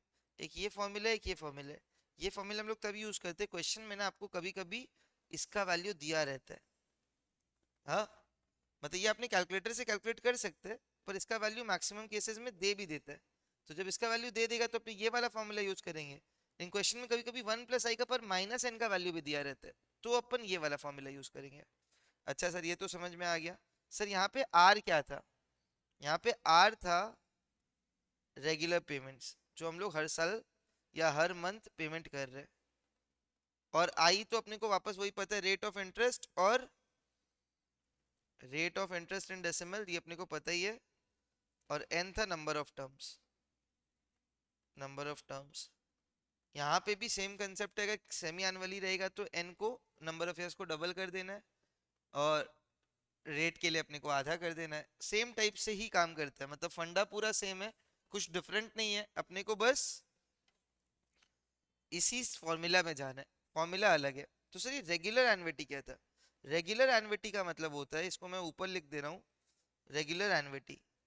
रेगुलर एनविटी का मतलब होता है जब पेमेंट इज मेड, नीचे अब आगे लिखते हैं रेगुलर एनविटी में करते क्या थे अपने, एक सेकेंड। सर रेगुलर पेमेंट्स में अपने क्या करते थे? सर रेगुलर पेमेंट, रेगुलर एनविटी का मतलब payment is made at the end of the term, payment is made at the end of the term. इसके बाद मैं ये सब का क्वेश्चन आप लोग को बताऊंगा, प्रीवियस कुछ अटेम्प्ट से यहाँ से ही क्वेश्चन हम लोग सॉल्व करेंगे, देखेंगे कि कौन कौन सा क्वेश्चन आता है at the end of the term. और एनविटी ड्यू मतलब, एनविटी ड्यू मतलब payment is made at the beginning of the term. तो एनविटी ड्यू हम लोग बाद में करेंगे। आप लोग ध्यान देना, क्वेश्चन में ये दिया रहता है कि स्टार्ट ऑफ द टर्म में पेमेंट कर रहे हैं कि एंड ऑफ द टर्म में पेमेंट कर रहे हैं। अगर स्टार्ट ऑफ द टर्म में पेमेंट कर रहे हैं तो अलग टाइप से होगा, अगर एंड ऑफ द टर्म में पेमेंट कर रहे हैं तो अलग टाइप से होगा। तो स्टार्ट ऑफ द टर्म में हम लोग क्या करते हैं और एंड ऑफ द टर्म में हम लोग क्या करते हैं वो देखते हैं। सपोज करिए एंड ऑफ द टर्म में अगर अपने पेमेंट कर रहे हैं, ये अपने को मेंशन रहेगा, तब वो तो रेगुलर एनविटी था। लेकिन अगर एनविटी ड्यू है, हाँ, तो एनविटी ड्यू के लिए हम लोग को क्या करना पड़ता है, बिगनिंग ऑफ द टर्म में पेमेंट होता है। बिगनिंग ऑफ द टर्म में पेमेंट होता है, तो फ्यूचर वैल्यू और प्रेजेंट वैल्यू का फॉर्मूला में थोड़ा सा चेंजेस आता है। थोड़ा सा चेंजेस मतलब 1 + i पावर, क्या लिख रहा हूँ सॉरी, सेम फॉर्मूला है r × 1 + i का पावर n-1/i। पुराना जो फॉर्मूला है वो सेम है, बस आपको एक 1 + i से मल्टीप्लाई कर देना है। प्रेजेंट वैल्यू में भी फॉर्मूला सेम है, r × 1 + i का पावर n-1/i × 1 + i का पावर n, और इसको 1 + i से मल्टीप्लाई कर देना है। क्लियर है सर? तो ये दो चीज है, फ्यूचर वैल्यू और प्रेजेंट वैल्यू के लिए अपने को हमेशा 1 + i से मल्टीप्लाई करना है। मतलब इसका सेकंड फॉर्मूला भी अगर आप लिखोगे तो उसमें भी 1 + i से मल्टीप्लाई करना है। तो अपने को बस क्वेश्चन में ध्यान देना है, अगर कुछ मेंशन नहीं किया तब तो रेगुलर एनविटी है, लेकिन अगर यहाँ वापस लिख देते फॉर एनविटी ड्यू, ये सारा फॉर्मूला है। रेगुलर एनविटी के लिए ऊपर हम लोग सारा फॉर्मूला लिख दिए थे, तो फॉर एनविटी ड्यू ये सारा फॉर्मूला है। तो एनविटी ड्यू के लिए अपना ये फॉर्मूलाज है, इसमें अपने को सिर्फ 1 + i से मल्टीप्लाई कर देना है ऊपर नीचे। क्लियर है? सारा में 1 + i से मल्टीप्लाई कर देना है, इस फॉर्मूला में भी, इस फॉर्मूला में भी, इस फॉर्मूला में भी। क्वेश्चन देख के खाली पढ़ेंगे कि पेमेंट जो है वो बिगनिंग ऑफ द टर्म में किए हैं कि एंड ऑफ द टर्म में किए हैं। अगर बिगनिंग ऑफ द टर्म में पेमेंट किए हैं तो 1 + i से मल्टीप्लाई करना है, और अगर एंड ऑफ द टर्म में किए तब तो रेगुलर है, कोई टेंशन ही नहीं है। क्लियर? तो अपना यहाँ तक तो हो गया। इसके बाद अपन कुछ क्वेश्चंस देखते हैं, और एक आध थ्योरी है वो भी मैं बता दूंगा इन क्वेश्चंस के बाद। कुछ क्वेश्चंस हम लोग देख रहे हैं प्रीवियस अटेम्प्ट का ही। अगर हम लोग प्रीवियस अटेम्प्ट का ही कुछ क्वेश्चन देखें, एक सेकंड में यहाँ पे लिख देता हूँ तो अपने को समझ में आएगा। अभी तक हम लोग जितना कुछ पढ़े हैं सब पे क्वेश्चन है यहाँ।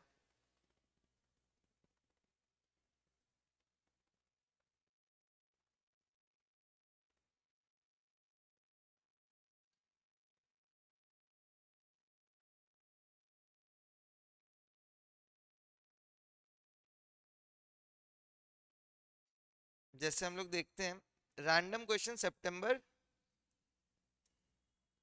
2025 का, ये सब क्वेश्चन है, सितंबर अटेम्प्ट का क्वेश्चन है ये सब। तो सितंबर अटेम्प्ट में क्या आया था, द कंपाउंड इंटरेस्ट, एक सेकेंड स्क्रीन फ्लिकर कर रहा था, फाइंड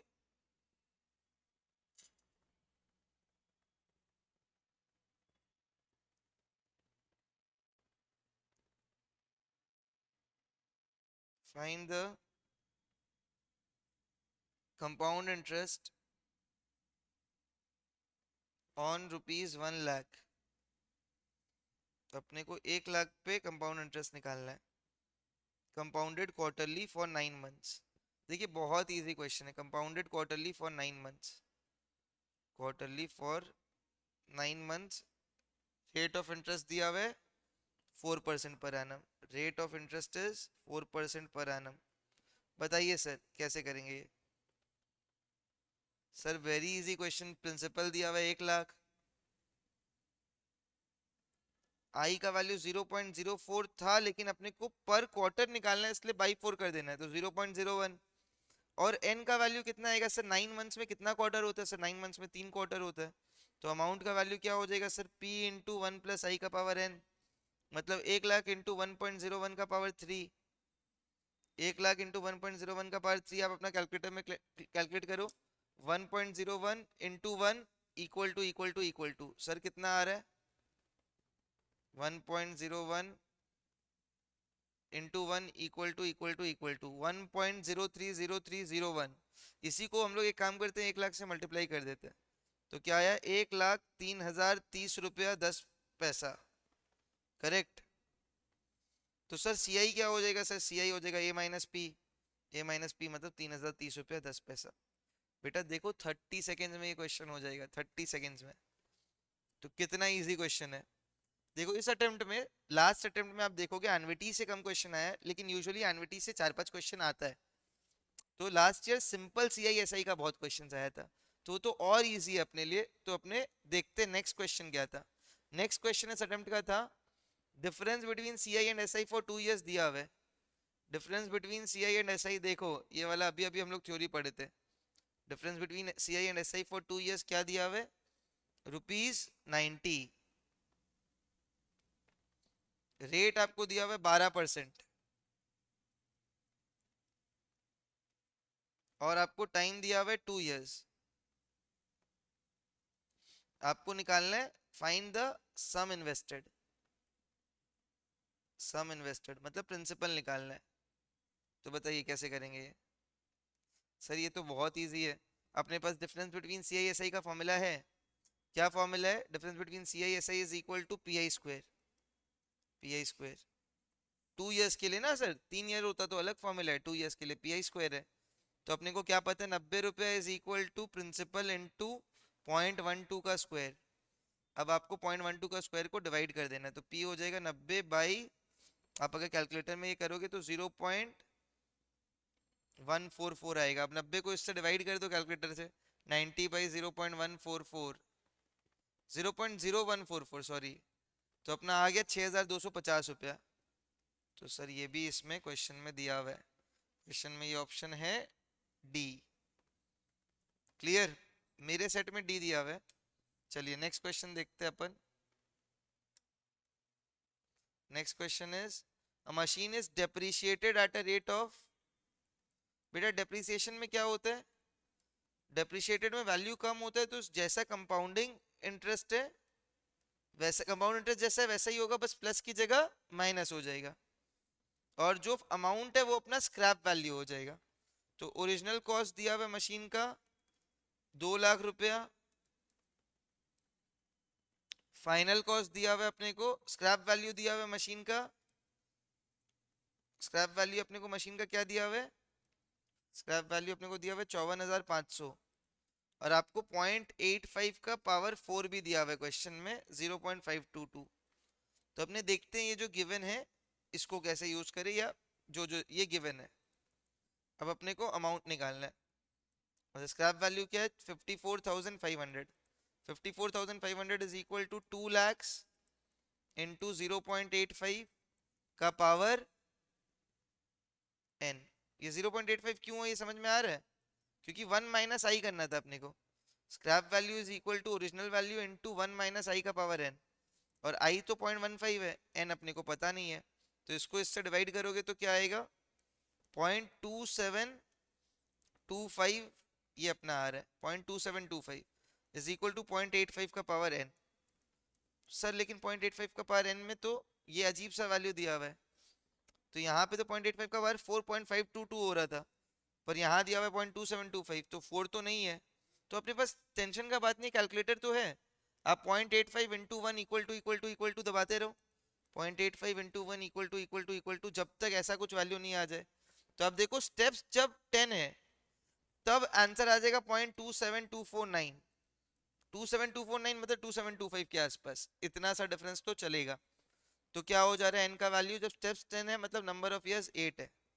बेसिकली इसको यूज करने का दरकार नहीं पड़ा, क्योंकि अपने को कैलकुलेटर ट्रिक आता है, वरना इसको अगर आप स्क्वायर करोगे ना अपना कैलकुलेटर में तो यही वैल्यू आएगा। 0.522 का स्क्वायर करके देखो कितना आएगा,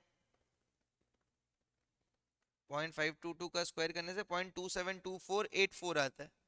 तो उससे भी हम लोग बता सकते थे कि सर हाँ यही आंसर है, पर नहीं, अगर आप लोग को इससे करना है तो अपने नॉर्मली भी कर सकते हैं। क्लियर है। नेक्स्ट अपने देखते हैं अगला क्या है।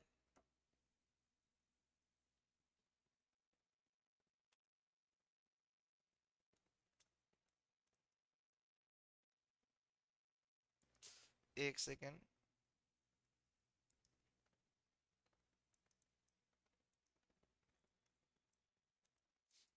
ठीक है।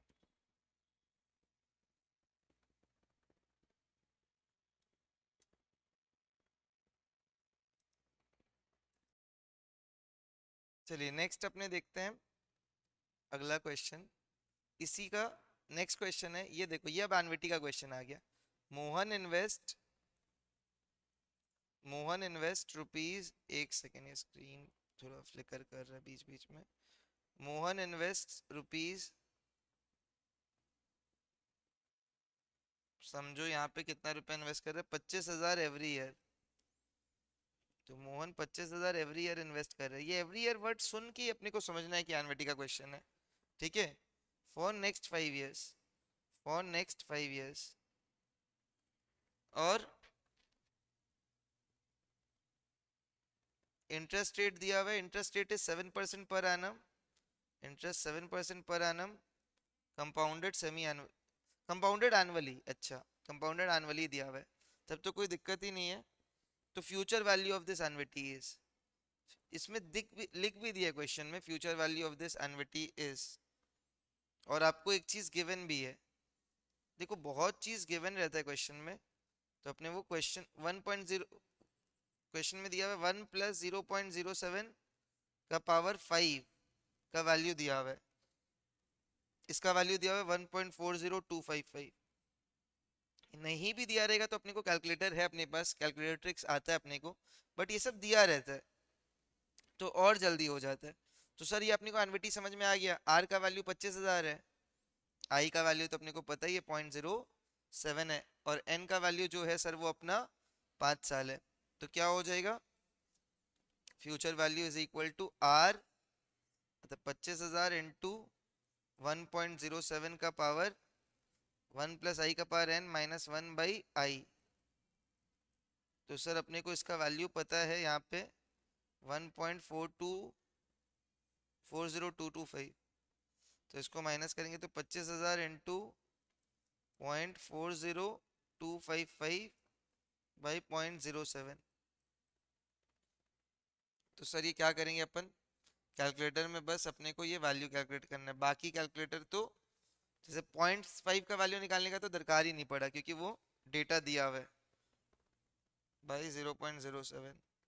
तो 143767 ऐसा कुछ आएगा, 143767.8, ऑप्शन में 143768 दिया हुआ है, तो सर यही आंसर हो जाएगा अपना। क्लियर, चलिए नेक्स्ट क्या है,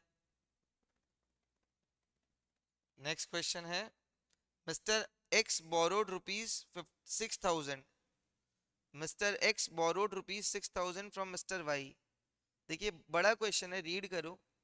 mister X borrowed rupees 6,000 from mister Y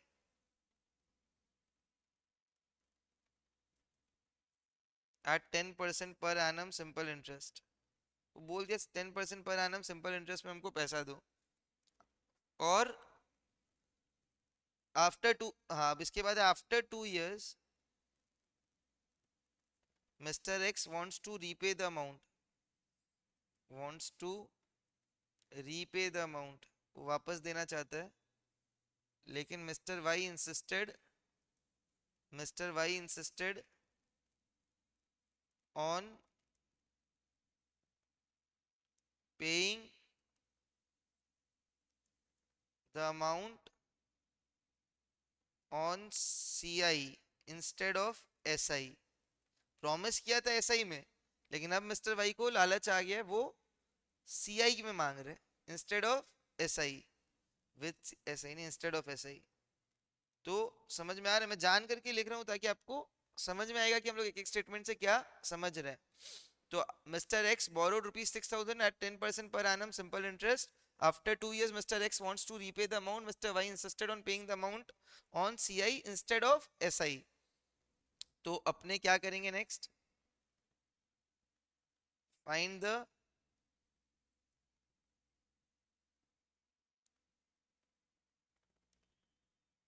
okay instead of SI find the extra amount that Mr. X has to pay, ये दिया हुआ है। तो बेटा ये क्वेश्चन अगर आपको समझ में आएगा तो अपना एक फॉर्मूला से ही हो गया। किस फॉर्मूला से हो गया sir, difference between C I S I का, आप सी आई एस आई निकाल के भी कर सकते थे, पर अपने पास डायरेक्ट फॉर्मूला है। डायरेक्ट फॉर्मूला क्या है, P I square, P I square मतलब 6,000 इंटू 0.1 का स्क्वायर, 0.1 का स्क्वायर मतलब 0.01, तो आंसर आ गया 60 रुपया। तो बेटा कैलकुलेटर फैलकुलेटर कुछ नहीं लगा, अपने सिर्फ पी आई स्क्वायर से निकाल दिया। बहुत जन को आप ये दोगे वो पहले सी आई निकालेगा, ऐसा ही निकालेगा, आंसर आएगा, पर अपने जितना फास्ट आंसर कोई नहीं ला सकता। क्लियर है बेटा?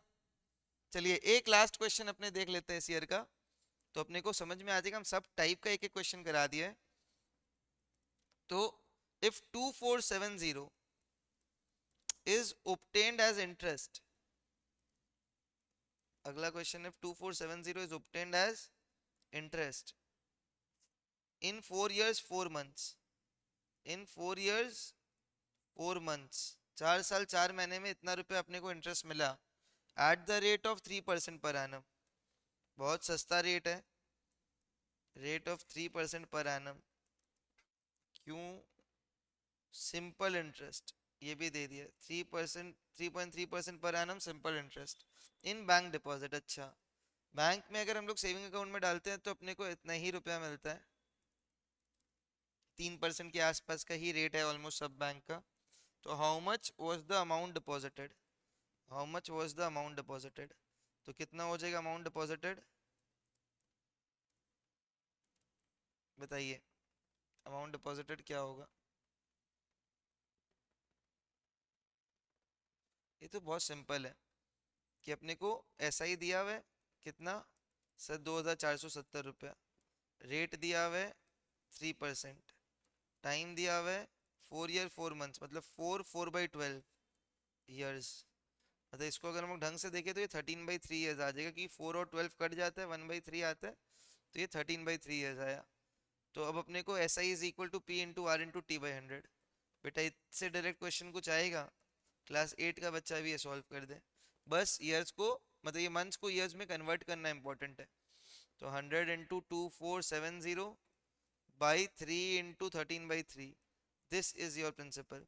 तो 3 गया, ये 13 को अगर आप काटना चाहो, कैलकुलेटर तो है अपने पास, बट फिर भी मैं ऐसे ही काट दिया, तो प्रिंसिपल मेरा 1,90,000 रुपया आ गया।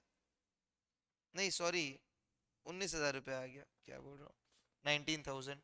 तो 19,000 रुपीज पे अपने को इतना इंटरेस्ट मिलेगा इन 4 ईयर 4 मंथ्स। तो समझ आया? तो ये सारा क्वेश्चन पीवाई क्यू का है, मतलब पीवाई क्यू का लास्ट अटेम्प्ट का है। तो ये सारा क्वेश्चन आप लोग ऑब्वियसली कर सकते हो। इसके बाद दो कंसेप्ट और है जो इंपॉर्टेंट है, जिससे क्वेश्चन आता है, वो अपन देख लेते हैं। एक है sir C A G R. Sir C A G R क्या होता है? Sir C A G are होता है compound annual growth rate, compound annual growth rate. इसका मतलब हम लोग कुछ पैसा अगर लगाए हैं, तो हम लोग देख रहे हैं कि कितना हम लोग को एक्चुअली एनुअली मिला है।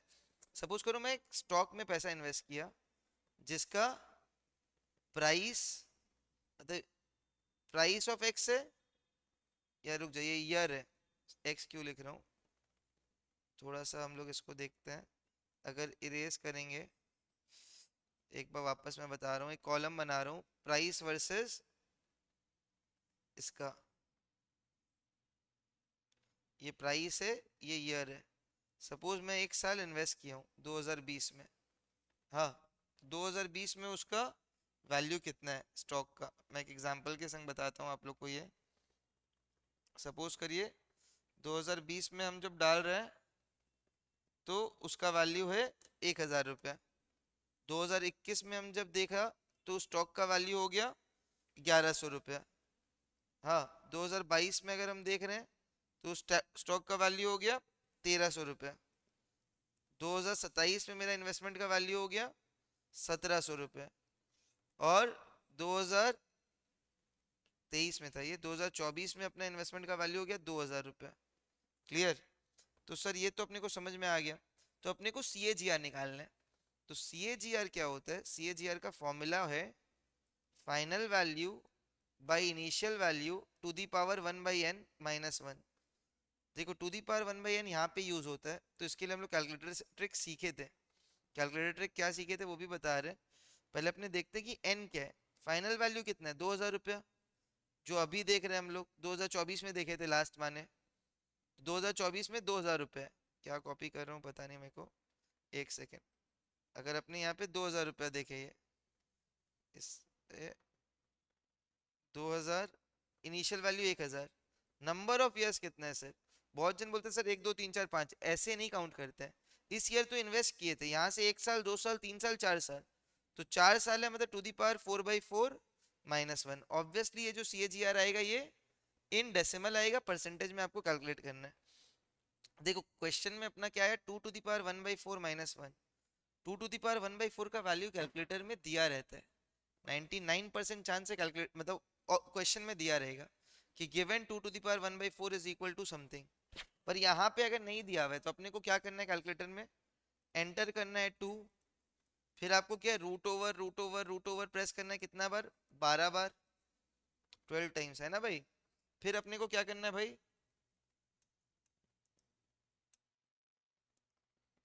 एक सेकेंड, ये स्क्रॉलिंग इसका थोड़ा हैंग हो गया है। हाँ अभी देखते हैं। तो ये 12 बार अपने को अगर रूट ओवर स्क्रॉल कर, मतलब ये प्रेस करना है, इसके बाद अपने क्या करेंगे, -1 है ना, फिर आप करना है डिवाइड बाई 4, फिर आपको करना है +1, फिर आपको करना है into equal to into equal to into equal to, ऐसे करके प्रेस करना है बार बार। तो इसको जब आप कैलकुलेट करोगे तो इसका वैल्यू आ जाएगा ऑलमोस्ट 1.1892। क्लियर? तो इसको अगर हम लोग कर रहे हैं तो 0.1892 आ रहा है, 0.1892 आ रहा है, मतलब इन परसेंटेज अगर बोलेंगे तो, अच्छा रुक जाओ, 1.1892 -1, यहाँ ढंग से लिख दे रहा हूँ ताकि आप लोग को कोई भी कंफ्यूजन नहीं रहे। ये अपने आप कैलकुलेटर में आप कैलकुलेट कर लेना, यही आएगा। तो 0.1892 मतलब 18.92%। क्लियर है सर? तो ये कैलकुलेटर, मतलब मेरा क्या कहने का मतलब था कि ये जो क्वेश्चन है, इस क्वेश्चन में ना अपने को वैल्यू दिया रहता है, किसका वैल्यू दिया रहता है, 2 to the power 1/4 का, मतलब इसका वैल्यू क्वेश्चन में दिया रहेगा 2 to the power 1/4 is equal to 1.1892। तो CAGR इज 18.92%। क्लियर है? बहुत बार तो ये सब गिवन जो है ना, उससे ही आंसर का हिंट मिल जाता है कि देखो ये 1 हटा के 18.92% है, ऑप्शंस देखोगे क्लियर हो जाएगा। क्लियर है? एक लास्ट टॉपिक है सर, परपेचुइटी। परपेचुइटी मतलब क्या, नेवर एंडिंग, फॉर एवर, जो हमेशा रहेगा। ठीक है, परपेचुअल, शिव जी परपेचुअल है, ना ही कोई, उनका कोई एंड नहीं है, उनका तो कोई स्टार्ट भी नहीं था, बट परपेचुइटी इज समथिंग जो हमेशा चलेगा। तो परपेचुअल इन्वेस्टमेंट के लिए क्या करना होता है, सपोज करो आज मेरे पास एक बहुत अच्छा खासा कॉर्पस जमा हो गया, आज के डेट में if I have 10 crore rupees, तो मैं 10 करोड़ रुपीज अगर मेरे पास हो गया ना, तो मैं रिटायरमेंट ले लूंगा, अज्यूमिंग क्या कि उसको अगर मैं ब्याज पे लगा दूं और सिंपल सोचूं को मेरे को हर महीना 1% ब्याज मिले, तो 10 करोड़ का 1% होता है 10 लाख रुपया। तो हर मंथ मेरे को 10 लाख रुपया ब्याज, हर ईयर मेरे को हर मंथ 10 लाख रुपया ब्याज मिल जाएगा। तो उससे मेरा बेसिक नीड्स क्या, ऑब्वियसली मतलब लग्जरी भी पूरा हो जाएगा। और क्या, मैं 10 करोड़ रुपया एज इट इज इंटैक्ट भी पड़ा है, कि हर साल हम जो खर्चा कर रहे हैं वो सिर्फ अपना ब्याज का पैसा कर रहे हैं, जो मेरा प्रिंसिपल है वो एज इट इज इंटैक्ट है। तो उसी कंसेप्ट को हम लोग परपेचुइटी बोलते हैं, कि हम लोग कुछ पैसा अगर ब्याज पे लगा रहे हैं, तो खाली ब्याज हम लोग हर महीना लेते जा रहे हैं या हर साल लेते जा रहे हैं, और प्रिंसिपल को छेड़छाड़ नहीं कर रहे। तो उस केस में इन्वेस्टेड अमाउंट को अगर हम लोग P से डिनोट करें तो उसका वैल्यू होता है R/I, where R is the regular payment which we'll receive, P is the investment amount, वो तो अपने को पता ही है, P है इन्वेस्टेड अमाउंट। Clear sir? तो ये हो गया नॉर्मल, ये नॉर्मल परपेचुइटी है। और एक परपेचुइटी का केस होता है, और एक परपेचुइटी का केस होता है कि ग्रोइंग परपेचुइटी, ये तो नॉर्मल परपेचुइटी था, नॉर्मल। और ग्रोइंग परपेचुइटी मतलब, देख हमको पता है कि 1 करोड़ रुपया अगर मेरे को आज मिल गया, और हम डिसाइड करते हैं कि 10 करोड़ रुपया मेरे पास आज है, और हम डिसाइड करते हैं कि हम रिटायरमेंट ले, तो हर महीना का ब्याज से हम चला लेगा खर्चा, वो बात सही है, लेकिन मैं 10 करोड़ रुपया एज इट इज 10 करोड़ रुपया ही है। अब इमेजिन कर आज से 30 साल बाद, when I will be somewhere in my 60s, तो उस 30 साल बाद अपना जो 10 करोड़ रुपए है, उसका वैल्यू आज का 10 करोड़ के बराबर रहेगा क्या? ऑब्वियस सा बात है ना, उसका वैल्यू कम हो जाएगा। आज से 20 साल 30 साल पहले अगर किसी के पास 10 करोड़ रुपया था, तो इमेजिन करो वो कितना बेसी था, आज के डेट में वो कम से कम 300-400 करोड़ रुपया हो गया। तो ऑब्वियस सा बात है कि वो 10 करोड़ रुपया 20-30 साल में हम सेव करके रखा है, लेकिन हमको पता चला कि यार वो 20-30 साल में वो 10 करोड़ का तो कोई वैल्यू ही नहीं रह गया। तो हम क्या डिसाइड किया, हम डिसाइड किया कि भाई 10 करोड़ में से हमको जो 10 लाख रुपया ब्याज मिल रहा था ना, हम 10 लाख पूरा खर्चा नहीं करेगा, हम थोड़ा अपना परपेचुइटी में ग्रो भी करेगा। समझ रहे हो, मतलब अपना पैसा भी साथ साथ थोड़ा सा ग्रो करेगा, मतलब हर साल 5 लाख रुपया ऐड भी करेगा, हर महीना हम 5 लाख रुपया इन्वेस्टमेंट में ऐड करेगा, तो मेरा ऑटोमेटिकली हम 5 लाख ही खर्चा करेगा और 5 लाख रुपया इन्वेस्ट कर देगा। तो उसमें अपना पी का वैल्यू क्या होता है, R by I D minus I जी।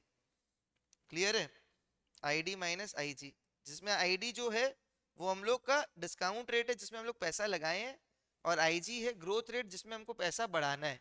मतलब हम मान के चले कि हमको हर साल 5% पैसा बढ़ाना है, तो आई जी 5% हो जाएगा, और हम लोग को जो डिस्काउंट चाहिए वो आई डी हो जाएगा। तो आई डी हो गया डिस्काउंट रेट, आई जी हो गया ग्रोथ रेट। ये दोनों क्वेश्चन में दिया रहता है, अपने को इतना ज्यादा माथापच्ची करना नहीं है, क्वेश्चन जब आएगा अपने को सीधा फॉर्मूला डालना है। तो ये सब का क्वेश्चंस तो आप लोग अपने आप कर लोगे। मेन अपने को इम्पोर्टेंट है कि ये जो ग्रोइंग परपेचुइटी और इसमें है, अगर कभी भी ये सब नॉर्मली यही वाला आता है, इसमें भी एन्युटी ड्यू की तरह अगर payment beginning of the term में कभी भी बोल दे, तो एक इंटू 1 + i कर देना है। मतलब दोनों ही फॉर्मूला में ऐसे तो यही वाला फॉर्मूला रहेगा अगर payment is made at the end of the term, क्योंकि ऑब्वियस सा बात है अगर हम आज इन्वेस्टमेंट स्टार्ट किया है तो जनरली हम क्या करेगा, अगला साल 1 साल बाद या 1 महीना बाद से पेमेंट उठाना चालू करेंगे ना। आज ही हम किसी को पैसा देगा, बोलेगा आज ही हमको ब्याज दे दो, तो दैट डजंट मेक सेंस जल्दी से। लेकिन फिर भी अगर कोई इस टाइप का कंसेप्ट में जा रहा है, तब वहां पे पी का वैल्यू हो जाता है R by I into 1 + i, और R by I D minus I G into 1 + i। तो एक इंटू 1 + i कर देना पड़ता है, कब, जब payment is made at the beginning of the term. तो अज्यूमिंग अपना यहाँ तक आप जो पढ़े हो, यहाँ से आप अगर स्कैनर सॉल्व करना चाहोगे तो मोस्ट ऑफ द क्वेश्चंस आपका आराम से हो जाएगा। अब देखो वहां पे आप 12-13 में से आप 10-11 क्वेश्चन, मतलब मैक्सिमम 80 से 90% क्वेश्चन सॉल्व कर पा रहे हो कि नहीं। आई नो 100% करना चाहिए, 100% नहीं भी होगा अगर, तो 80 to 90% भी अगर आप कर पा रहे हो मतलब बहुत अच्छा है। अगर इससे अपना यहाँ पे देखो आपका 12-13 मार्क्स सिक्योर हो चुका है। तो फर्स्ट सेशन में अपने इतना ही रखेंगे, बाकी हम लोग नेक्स्ट सेशन में देखेंगे कि आगे क्या करना है। एक सेकेंड, इसको बस मैं लिख दे रहा हूँ, आप लोग ये कॉपी कर लो, फिर हम लोग एंड करेंगे। तो नेक्स्ट सेशन में वील डू समथिंग एल्स जिससे और अपना मार्क्स सिक्योर हो। लेकिन अभी अपने ये 15 मार्क्स के लिए पहले आज आप लोग जाके पीवाईक्यू बना लो एटलीस्ट। चलो फिर, थैंक यू सो मच।